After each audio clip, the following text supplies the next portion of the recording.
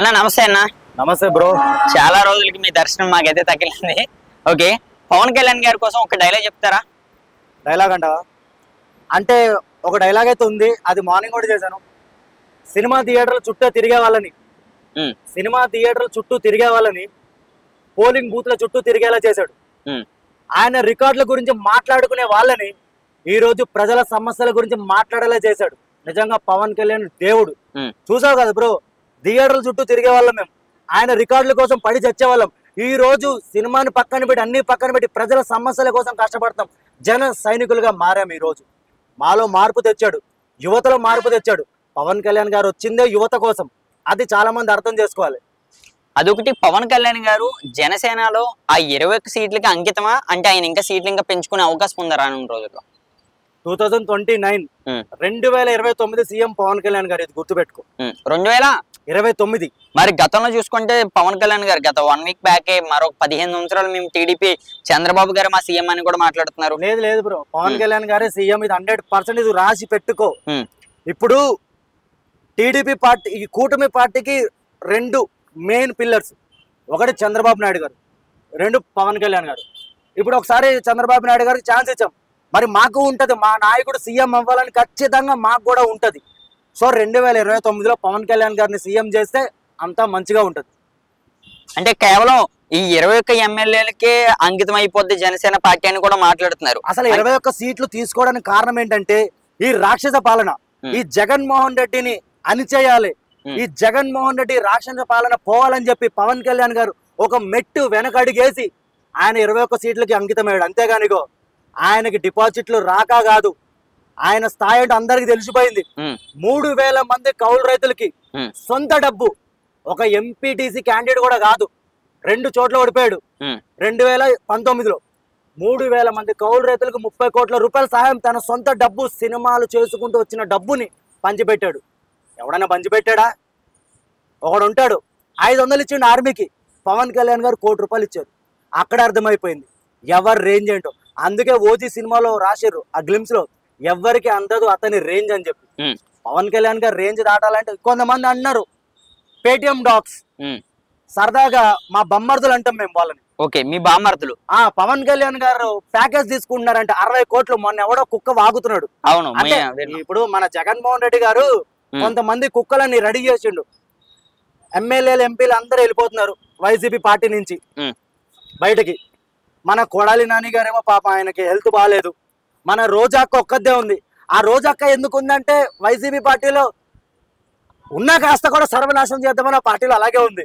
మన డైమండ్ రాణి రోజా బరాబర్. ఎందుకంటే వాళ్ళు ఇష్టాసారంగా రెచ్చిపోతున్నారు. నువ్వు అన్నావు కదా అన్న, చాలా రోజుల తర్వాత కనపడ్డావు కదా అన్న అని చెప్పి. అవును, చాలా రోజుల తర్వాత అంటే మేము వీడియోలు ఆపేసాం. ఎందుకు ఆపేసాం? మా నాయకుడు గెలిచిన తర్వాత కక్ష సాధింపులు వద్దు, బూతుల రాజకీయాలు వద్దు. మనం అధికారంలోకి వచ్చింది ప్రజల సమస్యల కోసం. ప్రజల సమస్యల మీద పోరాటం చేయండి, మీ వాయిస్ రేజ్ చేసేది ప్రజల కోసం వాయిస్ రేజ్ చేయండి అన్నారు. అందుకే మేము మౌనంగా ఉన్నాం.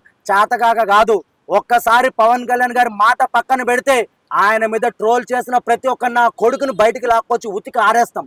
ఖబర్దార్ పేటిఎం నా కొడకలారా, జాగ్రత్తగా ఉండండి.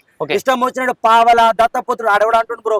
60 కోట్లు ప్యాకేజ్ తీసుకుంటున్నారని పవన్ కళ్యాణ్ గారు గెలిచిన తర్వాత కూటమి ప్రభుత్వం నుంచి 60 కోట్లకి అమ్ముడిపోయిన పవన్ కళ్యాణ్ అని కూడా మాటలు వినిపిస్తున్నారు. కరెక్టే అన్నారు కదా. ఇగో 2014 మార్చి 14న పార్టీ స్థాపించారు తెలంగాణలో పవన్ కళ్యాణ్ గారు. అవును, అప్పటి నుంచి ఇప్పటి వరకు 2025 ప్యాకేజ్. ఒక్క నా కొడుకు పవన్ కళ్యాణ్ గారు ప్యాకేజ్ తీసుకున్నట్టు నిరూపించారా? వీళ్ళందరూ రండ నా కొడుకులు, చెత్త నా కొడుకులు. ఇలా కంటెంట్ అనేది లేదు. ఎప్పుడు చూడు తప్పుడు నిందలే. వాళ్ళ నాయకుడే తప్పుడు నాయకుడు. ఎవరు? నిజంగా అసలు రాజశేఖర్ రెడ్డి గారు లాంటి మహానుభావుడు కడుపున ఎలా పుట్టాడో నాకు ఉక్రోషం వచ్చి మాట్లాడుతున్నాను. ఇప్పుడు నేను ఈ వీడియో మాట్లాడుతున్నా కదా, ఇంత బరాబర్ మాట్లాడుతున్నా కదా, రేపు పొద్దున పేటిఎం కుక్కలు ఏం చేస్తారు తెలుసా? నా ఇంట్లో ఆడవాళ్ళని ట్రోల్ చేస్తారు. మగతనం లేని నా కొడుకులు డైరెక్ట్ గా రారు, ఆన్లైన్ లోనే. వీళ్ళంతా ఆఫ్లైన్ లోకి వస్తే కుత్త చెక్కేస్తామని భయం నా కొడుకులకి. ఇప్పుడు ఒక మాట అడగచ్చు, మరి మీరేం ఫీల్ అవరా? ఏం ఫీల్ అవ్వ. గతంలో పోచాని కృష్ణమూర్తి గారు అవ్వచ్చు, మీరన్న చాలా మంది నాయకులు, బోరగడ్డ అనిల్, అదే పవన్ కళ్యాణ్ గారిని ఇన్ని మాట్లాడినందుకే ఇప్పుడు పోచాని కృష్ణమూర్తి గారిని అరెస్ట్ చేశారు. ఇప్పుడు మళ్ళీ మీరు కూడా ఆ నా కొడుకులు ఈ నా కొడుకులు అంటే మరి మిమ్మల్ని కూడా అరెస్ట్ చేసే అవకాశం ఉందిగా? మాట్లాడు, రాజకీయ పరంగా మాట్లాడు. ఇంట్లో పిల్లల్ని రేప్ చేస్తాను, నీ పిల్లాన్ని రేప్ చేస్తాను, నీ పిల్లం ఎంత మందితో పండుకుంది, ఇది కాదు. మేము డైరెక్ట్ గా ఈ నా కొడుకుల్ని తిట్టాం, ట్రోల్ చేసే నా కొడుకుల్ని మగతనంగా తిట్టాం. వాళ్ళ ఇంట్లో ఆడవాళ్ళ జోలికి మేము పోము, ఎందుకంటే మా ఇంట్లో కూడా ఆడవాళ్ళు ఉన్నారు. మేము మగతనంగా ఉంటాం. మేము పవన్ కళ్యాణ్ ఫ్యాన్స్ అంటే చూడిగో రాయల్టీగా బతుకుతాం. ఆడింగోళ్ళ లేక ఆడవాళ్ళ జోలికి పోం, మేము మగతనంగా చూసుకుంటాం. ఆ రెండా నా కొడుకులు మా ఇంట్లో ఆడవాళ్ళ జోలికి వస్తారు. పోసాని గాడు అరెస్ట్ అయ్యాడంటే ఆ నా కొడుకు ఏం మాట్లాడి చూసినాను. బోరగడ్డ అనిల్ కుమార్ అని ఒక గంజాయి నా కొడుకు, గుంటూరు బోరగడ్డ అనిల్ కుమార్ అనే ఒక గంజాయి నా కొడుకు పవన్ కళ్యాణ్ గారి పాపని ఆద్యాన్ని రేప్ చేస్తా అన్నాడు. వాళ్ళ ఆ నా కొడుకు బూతులు వస్తున్నాయి కానీ వాళ్ళ అమ్మ కూడా మా అమ్మ లాంటిది కూడా కంట్రోల్ చేసుకున్నా. ఆ నా కొడుకు ఈ ఎలా అన్నాడు, సీఎం జగన్మోహన్ రెడ్డి చిటికేస్తే చంద్రబాబు నాయుడిని, నారా లోకేష్ ని, ఖర్జూర్ నాయుడిని పవన్ కళ్యాణ్ చిటికలో లేపేస్తా. ఇప్పుడు బాగా తడ్డిగిరి గుద్ద నూకిరు, గట్టిగా లోపల నూకిరు. అదే చెప్తున్నాగా బ్రో, ఒక వ్యక్తి గురించి మాట్లాడే ముందు ప్రతిరోజు మన రోజు కాదు, అవతల వాడి రోజు కూడా వస్తుంది. అప్పుడు ఏం చేస్తారు, 3rd డిగ్రీ చేసి కొత్త చెక్కేస్తారు. ఇప్పుడు మన బోరుగడ్డ అనిల్ కుమార్ అదే అయింది. ఓకే, ఇప్పుడు అన్న ఆ విషయం అదొకటి.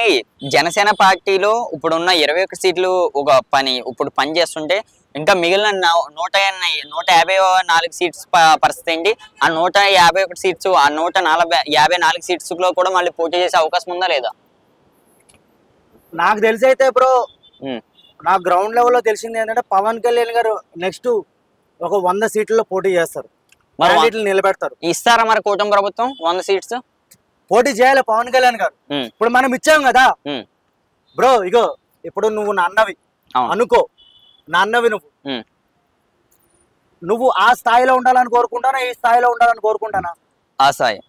అలాగే పవన్ కళ్యాణ్ గారిని మా అన్న అనుకుంటాం, మా నాయకుడు అనుకుంటాం, ఇంతలా గుడ్డలు దింపుకుంటాం మేము. మా నాయకుడు పవన్ కళ్యాణ్ సీఎం అవ్వాలి. ఎన్నో కళ మాకు 10 సంవత్సరాల నుంచి మేము కలగంటున్నాం. మేము అది అవ్వాలి. అదొకటేనే. రీసెంట్ గా పవన్ కళ్యాణ్ గారు మన ఉగాది సందర్భంగానే మా దగ్గర సత్తా లేనందుకే మేము కూటమితో కలిసామని ఆయన మాట్లాడారు. అంటే ఆయన ఎలా మాట్లాడన్నది పక్కన పెడితే దాన్ని బాగా ట్రోలింగ్ చేస్తున్నారు ఈ మధ్యన. ఈ గత 2 రోజుల నుంచి రూపా శ్యామల కూడా మాట్లాడుతుంది దీనికోసం. బెట్టింగ్ ప్రమోషన్ చేసి ఎంతో మంది జీవితాలని నాశనం చేసింది కదా, దాని పేరేం పేరు, శ్యామల. ఆమె మాట్లాడుతుంది బెట్టింగ్ ప్రమోషన్.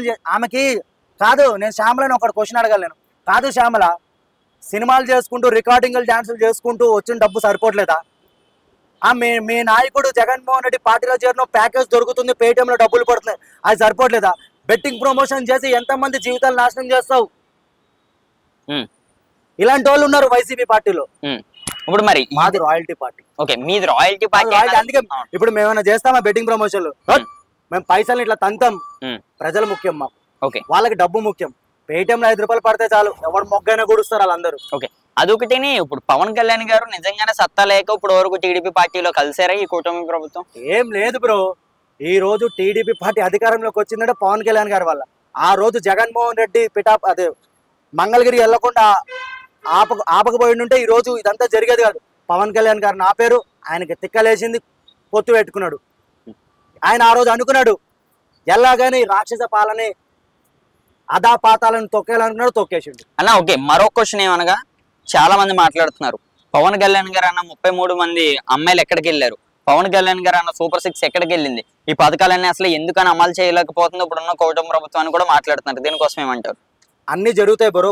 ఇప్పుడు అధికారంలోకి వచ్చి 6 నెలలు అవుతుంది, అదే 10 నెలలు అవుతుంది. వచ్చి ఆపుకోమని చెప్పి ఎదవల్ని వచ్చి ఆపుకోవాలి కదా. మరి ఆ నాయకుడు ఏం బిక్కిండు? గత ప్రభుత్వంలో వాళ్ళ హయాంలో భవ్యేశ్వరిని ఒక అమ్మాయిని అతి దారుణంగా రేప్ చేసి గుండు కొట్టి చంపేశారు. అప్పుడు ఎడిగిపోయింది ఇలా సాక్షి టీవీ ఛానల్.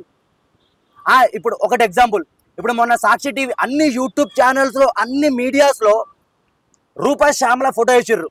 బెట్టింగ్ రాని అందరు ఎవడైతే బెట్టింగ్ ప్రమోషన్ చేసిన ప్రతి ఒక్క నా కొడుకు హర్ష సాయి గారు కానీ ప్రతి ఒక్కరి దిగో తమ్నేల్స్ వేసిర్రు. ఒక సాక్షి ఛానల్ ఎందుకు వేయలేదు? మీ కార్యకర్తనా? మీది ప్రజల పార్టీ కదా, ప్రజల కోసం వచ్చిన పార్టీ కదా, మీరు నిజాయితీ పరులు కదా. మరి ఆ శ్యామలను ఎందుకు మరి బహిష్కరణ చేయాలి? ఇప్పుడు మా ఓడు ఎవడో కిరణ్ రాయల్ తిరుపతి, మా ఓడు ఏదో ఎవరో ఒక ఆంటీని చీట్ చేసాడని చెప్పి లేని మీద నిందలేసారు.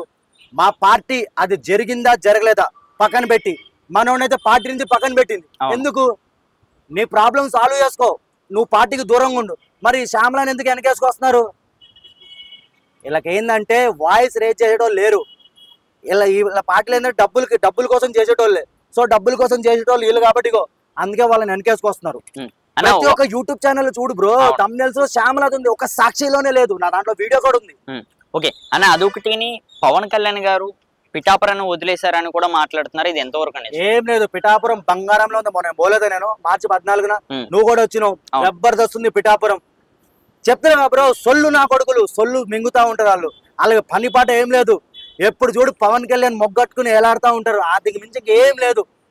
వీళ్ళ ఏడుపే మా నాయకుడు ఎదుగుదల, సీఎం కూడా అవుతాడు ఖచ్చితంగా, ఇది గుర్తు పెట్టుకోను. అలాగే అన్నారు 2 చోట్ల ఓడిపోయాడు అన్నారు. ఈ రోజు 21కి 21 100కి 100 గెలిచి % ఈ రోజు నిలబడ్డ నాయకుడు పవన్ కళ్యాణ్ గారు. మహారాష్ట్రలో దగ్గర దగ్గర చాలా చోట్ల ఆయన సపోర్ట్ చేసిన దాంట్లో 99% గెలిచారు బీజేపీ వాళ్ళు. అవును, అది పవన్ కళ్యాణ్ గారి రేంజ్. అందుకే ఇగో ఎవరికి అందదు అతని రేంజ్, గుర్తు పెట్టుకో బ్రో. ఓకే అన్న, ఒక్క మాటలో మనం చూసుకుంటే పవన్ కళ్యాణ్ గారి కోసం ఏమంటారు? పవన్ కళ్యాణ్ గారు రానున్న రోజుల్లో ఆయన రాజకీయ భవిష్యత్తు ఏంటి? మనం రీసెంట్ గా ఉగాదికి సంబంధించి రాజయోగంలో ఆయనకి రాజయోగం ఉన్నదని కూడా చెప్తున్నారు, ఉగాది రాశుల ప్రకారంగా. దీనికోసం ఏమంటారు? ఫైనల్ గా ఒకటే బ్రో, టీడీపీ జనసేన బీజేపీ కూటమి ప్రభుత్వం వచ్చినా ఓకే 2029లో మంచిదే. ఎందుకంటే ఈ కూటమి ప్రభుత్వం అనేది ప్రజల కోసం వచ్చింది, ప్రజల పార్టీ. అది మాకేంటనిపిస్తుందంటే పవన్ కళ్యాణ్ గారు ఖచ్చితంగా 2029లో సీఎం అవుతారు. ఎందుకంటే ఆయన ప్రజల కోసం వచ్చిన నాయకుడు కాబట్టి, ప్రజానాయకుడు. అన్న ఎప్పుడు బంగారాలో ఉంటాడు. ఆయన ముఖంలో ఆ చిరునవ్వు ఎప్పుడు అలాగే ఉండి, ఆ చిరునవ్వు జరిగిపోయింది అనుకో ఈ వైసీపీ వాళ్ళకి ఆ రోజు అంతం. ఆయనకు గాని ముఖంలో ఆ చిరునవ్వు గాని జరిగిపోతే వాళ్ళ అంతమే. ఇంకా నా కొడుకులు ట్రోల్ చేసుకొని రండా నా కొడుకులు, నా కొడుకు రండా నా కొడుకులు. ఇప్పుడు మేము ఏమైనా మాట్లాడితే మా ఇంట్లో ఆడవాళ్ళ గురించి మాట్లాడతారా, మగతనం ఉంటే మాకి చూసి రండ్రా అంటే మేము రాడు కొడుకులు.